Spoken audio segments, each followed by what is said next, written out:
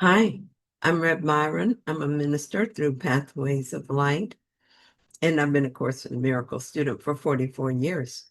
I'm going through the lessons again this year, asking Jesus to clarify for me, and then I write from that clarity.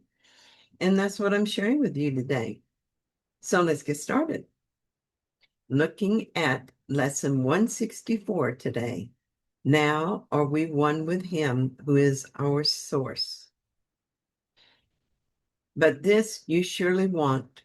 You can exchange all suffering for joy this very day.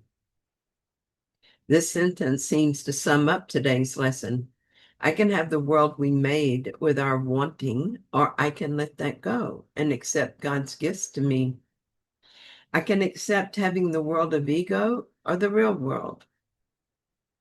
Obviously, I cannot have both since they are diametrically opposed in every way.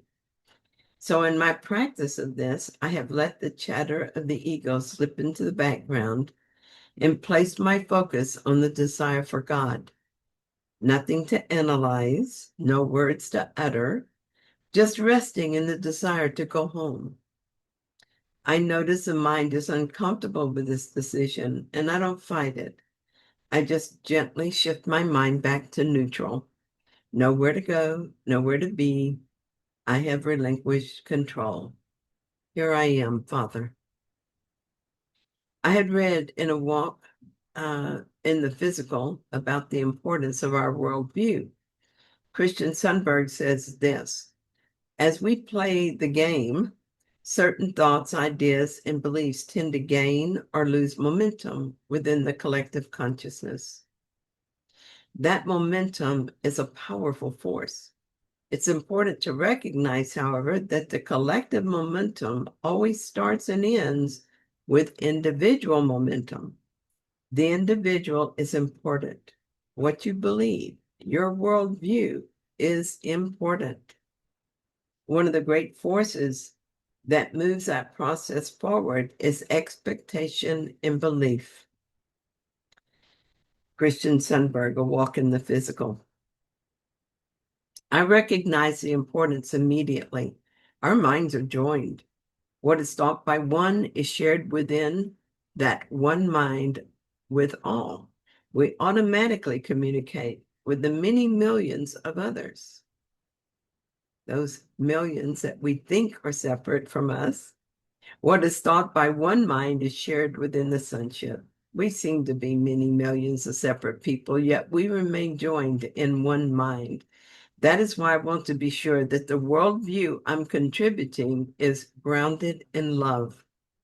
He goes on to say this: one person who shines bright with truly loving intent is like a beacon given permission to many thousands of others to shine their light as well.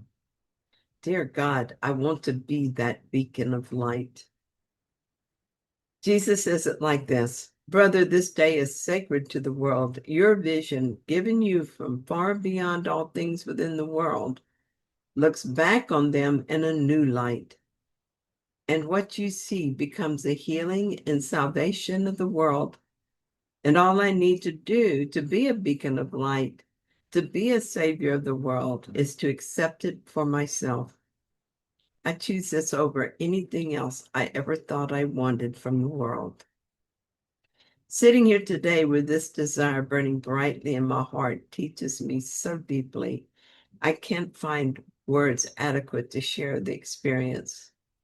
I must leave this quiet moment and be in the world again, but perhaps not so much of the world as before.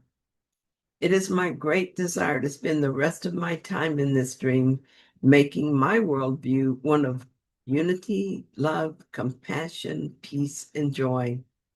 I don't need more money for that or a new car. I don't need anyone to agree with me or even to like me. I don't need anything in the world to change. I will just keep choosing love over fear at every opportunity and let my worldview transform accordingly. And this will automatically be shared within the collective consciousness. Thank you so much for joining me in this reading. I hope that you found it helpful. If you did, then please like it if you haven't yet. please subscribe. And I'll be back soon with another reading. See you then.